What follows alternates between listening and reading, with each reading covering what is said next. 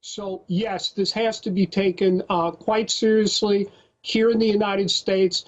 And also, if you follow the Israeli press in English, which I do, the language over there is deplorable. But the same thing happened on Rabin, and that is why we have to take it very seriously. I understand the Secret Service is investigating this fellow, but I suspect he is only the tip of the iceberg.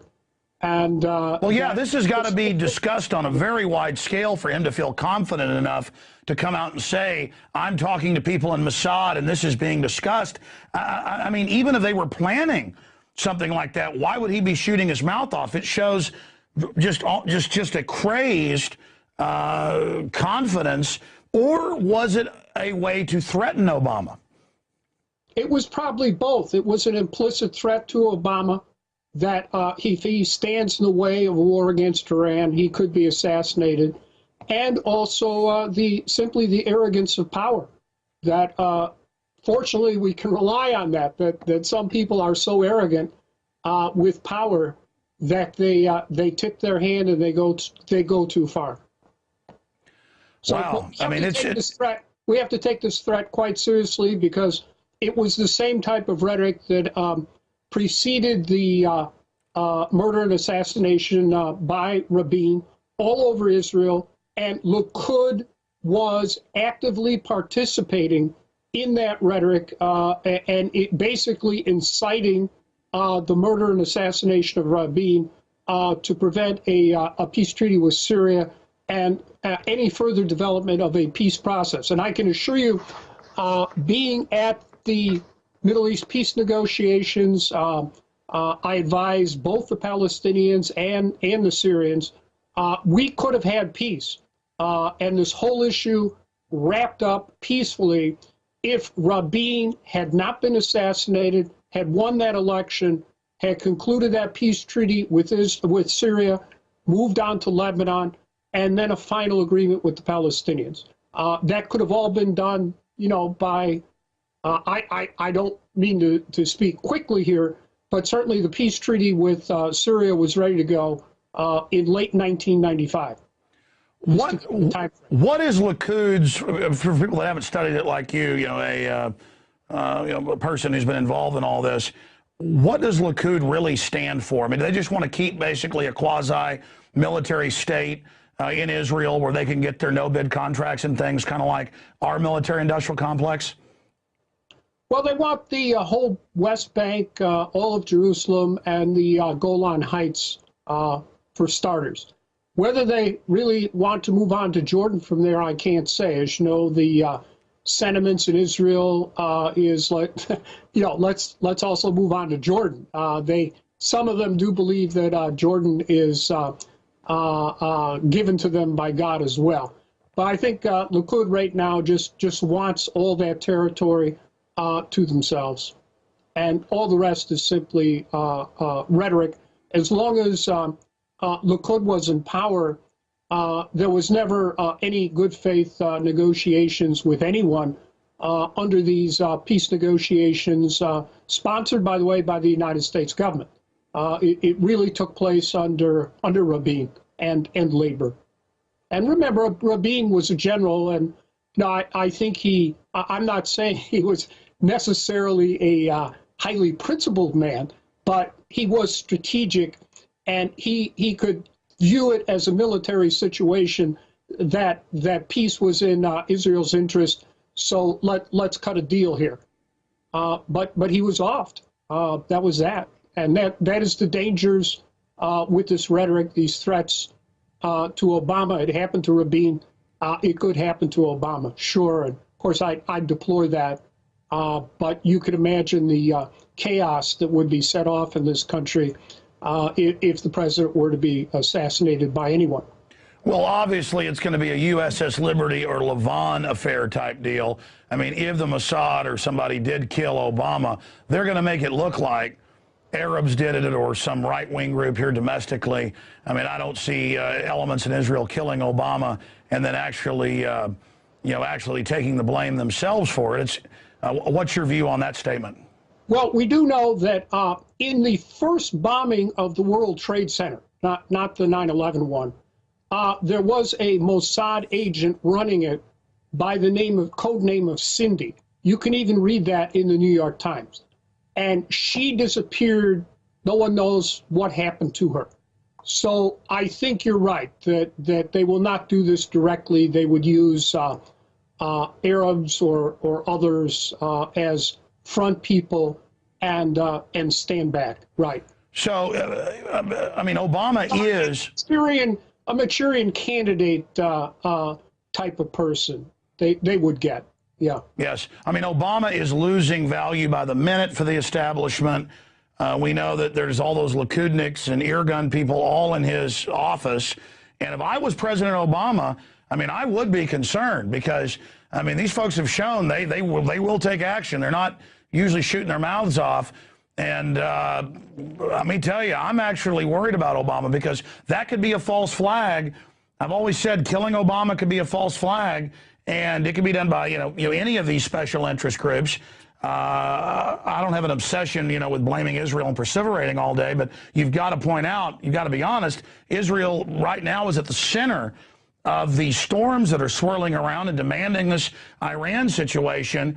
And let me tell you, folks, if Obama does get killed, immediately just don't go with the official story that it's Arabs or whatever.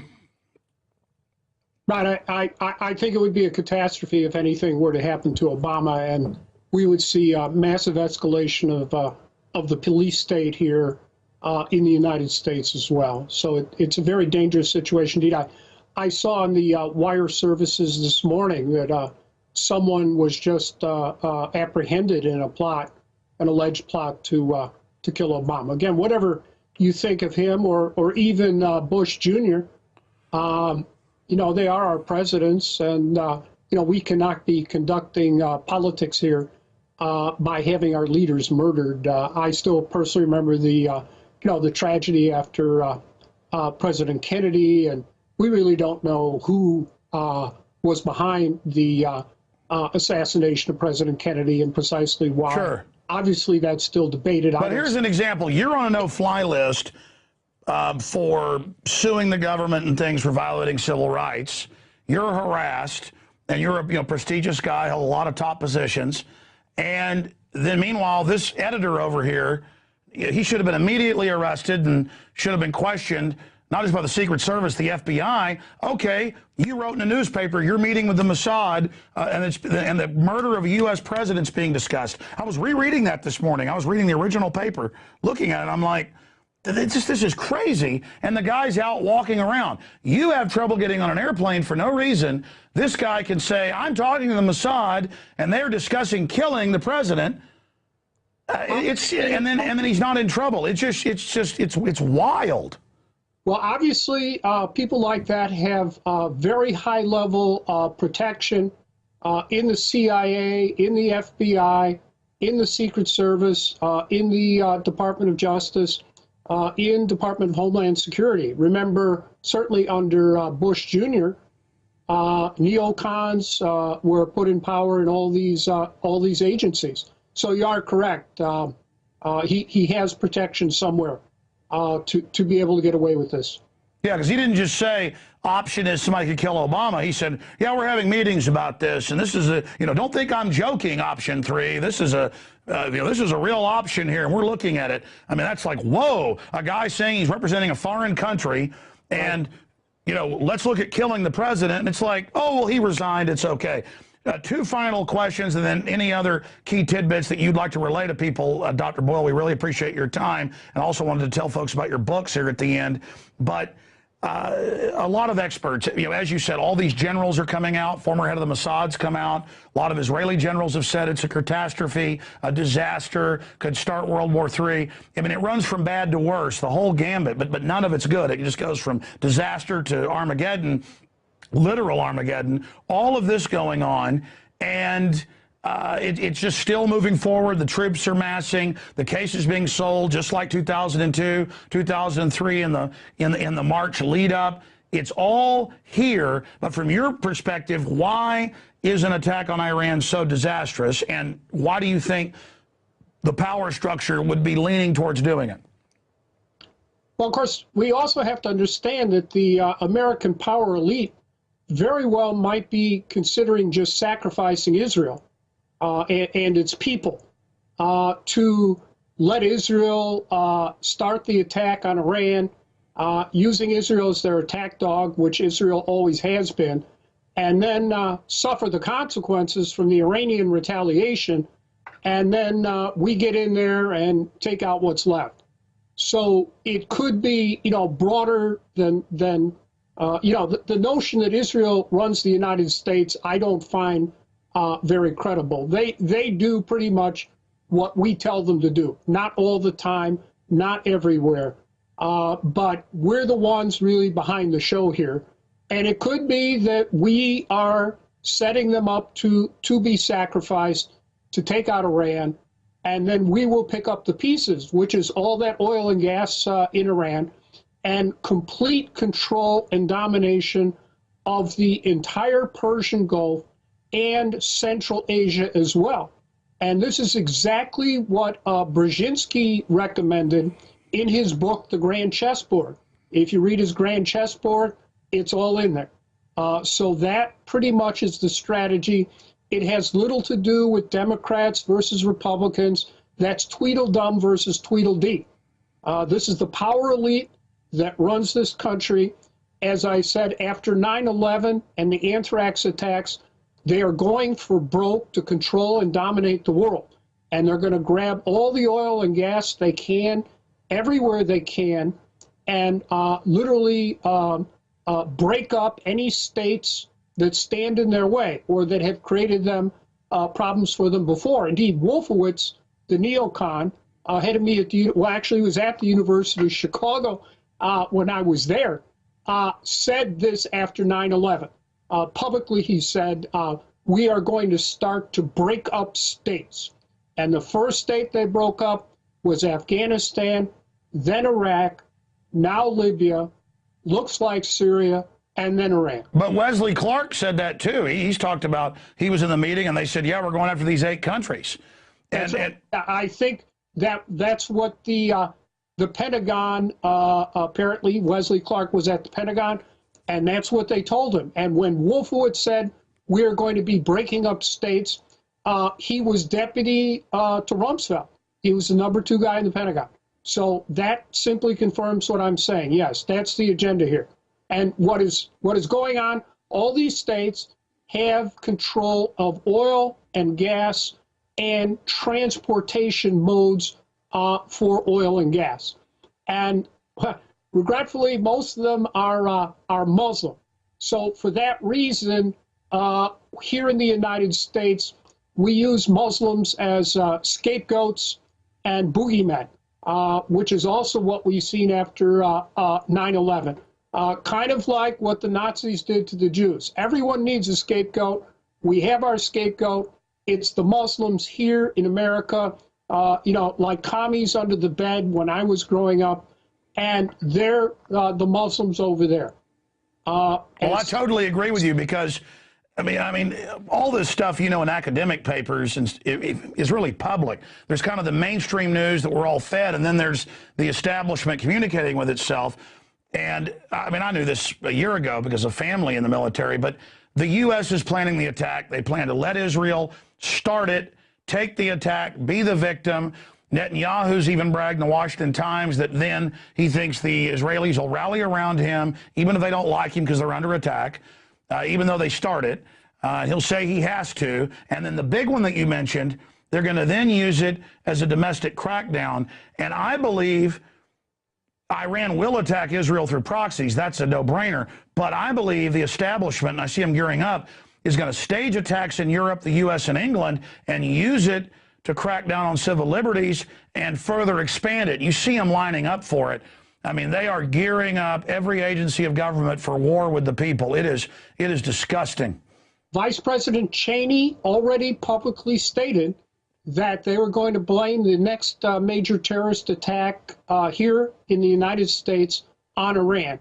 no matter who was responsible. So you're certainly correct. There will probably be some type of false flag attack. Blame it on Iran. Use it as justification for war against Iran. Of course, Congress will salute and ship out.